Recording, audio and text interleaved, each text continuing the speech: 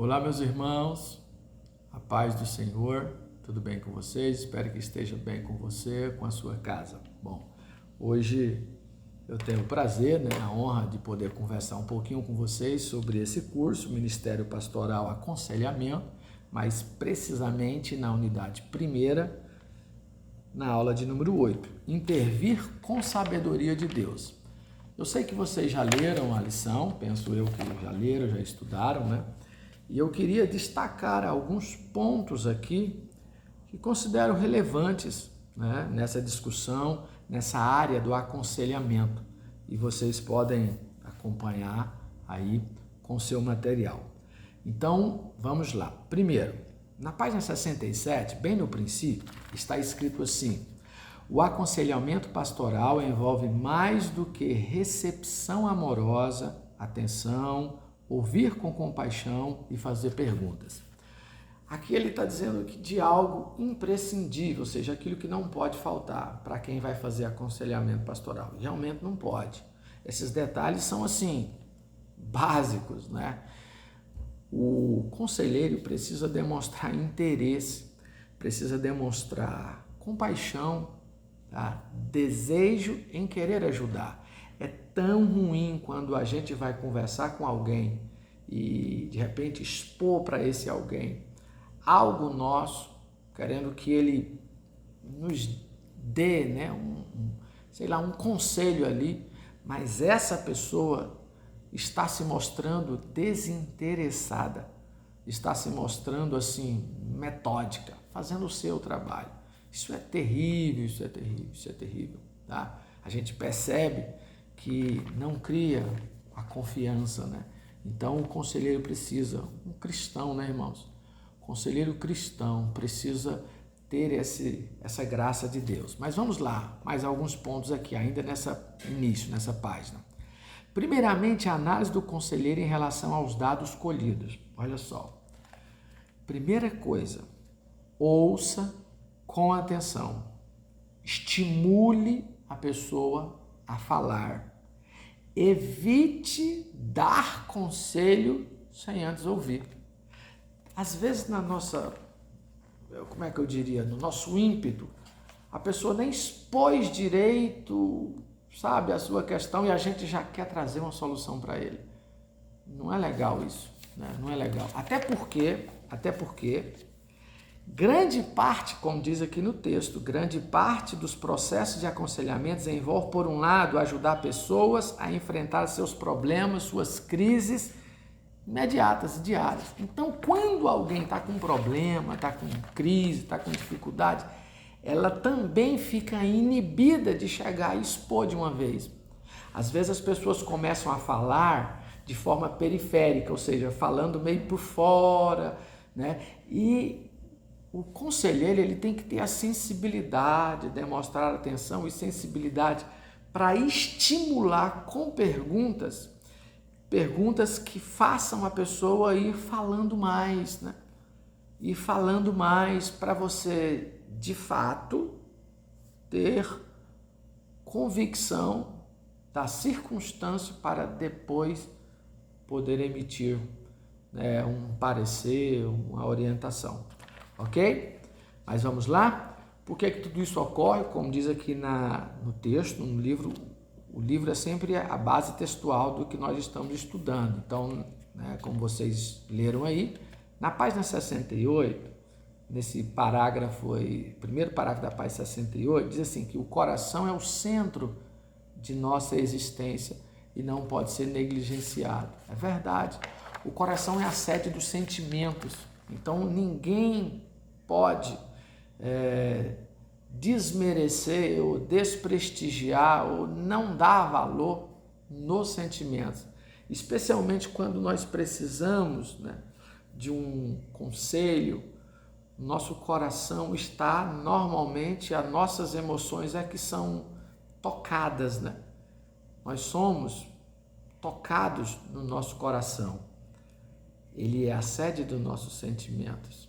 Então, é o nosso coração que está triste, que está ansioso, é a nossa alma que está preocupada, que está nervosa, que está apreensiva. sabe? Então essas decisões, esses problemas que nos afetam diariamente, atingem a nossa alma, atingem o nosso coração. E aqui na Paz 69 diz assim: ajudar na interpretação correta dos fatos, com perguntas poderosas que revelam os propósitos do coração, conduzirá ao aconselhamento na direção correta e com firmeza na palavra de Deus. Veja que o conselheiro cristão, ele tem que ter embasamento cristão, tá? Você nunca pode levar por esse lado de, sabe, ideias, costumes de sociedade. Não. Nós temos que ter base a Bíblia. A Bíblia. Por quê, irmãos? Bom, em todos os sentidos, nós acreditamos que a Bíblia é um livro inspirado por Deus. E como ele é inspirado, Deus se usa da sua palavra, da Bíblia, né, dos seus ensinamentos, dos seus preceitos, para transformar a vida das pessoas, né? Por mais que uma frase seja bonita, por mais que uma história seja bonita, mas você já ouviu e continua ouvindo, pessoas dizendo que leu a Bíblia, quando leu, sentiu que Deus falou com elas, né? Mas você não ouve as pessoas sendo transformadas por palavras, por histórias, sabe? Não, mas a Bíblia é, então, a base do ensinamento que nós devemos ministrar, ok? Por que eu estou falando da Bíblia? Porque a Bíblia, ela é, como diz o texto aqui, ó, olha só, na página 69, nosso alvo não é apenas ajudar as pessoas a reconhecerem que estão cegas, mas também ajudá-las a ter visão bíblica. Então a Bíblia, a palavra de Deus, é que dá norte para as pessoas, é que dá direcionamento para as vidas das pessoas, tanto para a nossa quanto das outras pessoas. Então, sempre a Bíblia tem que ser a base, tá? Sempre a Bíblia tem que estar ali trazendo informações para dar orientação, certo? Bom, dando prosseguimento. O aconselhamento pastoral, né, como diz já no seu livro aí, me parece que na página 70, né, mais do que formas especializadas de ensino psicológico, o aconselhamento pastoral trabalha com o ensino espiritual. Pastores são chamados a contribuir para a integralidade espiritual das pessoas. Se as pessoas precisassem de psicólogos, elas iam no psicólogo, né? Se elas estão vindo em mim, que sou o pastor, porque elas querem algo de Deus também. Elas preferem algo de Deus. E é verdade.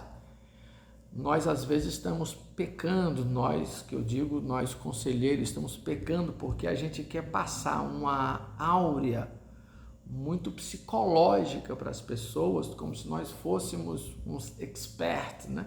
Especialistas em psicologia, e vamos deixando a palavra de Deus. O ser humano é um ser espiritual. Nós somos físicos, né? Temos corpo físico, mas somos espirituais. E nada completa a vida de um ser humano a não ser Deus. Conhecimento, informações, inteligência, capacidade de compreensão das coisas, isso não traz senso de completude, não traz.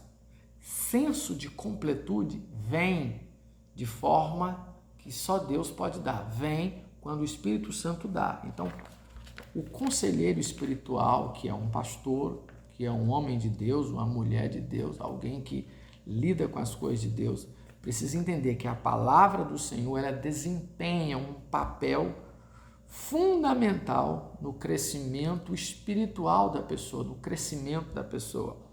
Quando instruímos nosso aconselhado, tendo a Escritura como norte, sabemos que, se aplicada, ela mudará a vida dele para melhor.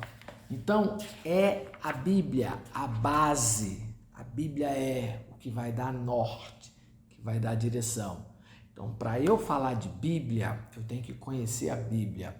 Para eu falar de Deus, eu tenho que conhecer Deus. Para eu instruir alguém a seguir a Bíblia, eu tenho que seguir a Bíblia. Porque senão o meu discurso fica vazio, né? Meu discurso fica fraco. As minhas palavras não têm peso. Por quê? Porque eu não vivo o que prego, né? E o mais importante de tudo, desse princípio, é viver. É a praticidade, é a vida prática. Já observaram as mensagens de Cristo? Os evangelhos, Mateus, Marcos, Lucas, João, né? Você percebe que a vida cristã, ela é uma vida de prática. Porque eu vou mostrar quem eu sou, não é pelas minhas palavras, no sentido de definição, de chegar e falar eu sou isso. Não. Eu vou mostrar quem eu sou no conjunto das minhas palavras com as minhas práticas. Então a fé, ela é transmitida aí. E o conselho deve partir também dessa lógica. Que lógica? A Bíblia como sendo base. A Bíblia como sendo o elemento norteador. E já caminhando para o final, para encerrar aqui, tem uma outra parte que eu quero ler com vocês, está assim, já está na 72. Deveríamos ser mais coerentes com o exercício do amor e da graça de Deus com as pessoas que estão em processo de libertação e crescimento. Mas isso precisa ser feito com a perspectiva de um modelo centrado em Deus. Então nós precisamos demonstrar essa graça para a gente ter coerência nesse exercício. Tá? Você já imaginou? Eu quero, né, crescer espiritualmente e vou ouvir ensinamentos de alguém que não tem espiritualidade nenhuma. Eu quero ganhar muito dinheiro, sair da pobreza, me tornar uma pessoa que tenha muito dinheiro e vou ouvir conselho de alguém que é pobre. Qual peso terá as palavras? Qual peso terão as palavras? Se eu ouço alguém que em dado momento era pobre e conseguiu enriquecer, parece que tem valor essa palavra. Agora alguém que era pobre e continua sendo pobre e quer me ensinar a ser rico, né? É igual aquela história, ó, compra esse número aqui que você jogar, você vai ganhar, esse número aqui é o certo da loteria. Então por que não joga você? Já que vai ganhar aí são milhões, então joga você e fica rico, não queira vender para mim. Então as palavras de um conselheiro, elas têm peso na medida em que o conselheiro é coerente com o exercício da fé. E isso é importante, tá? Isso é imprescindível. Falar de Deus, mas ter Deus. Falar de Deus, conhecendo Deus, vivendo com Deus. Amém? Deus abençoe. Fique na paz.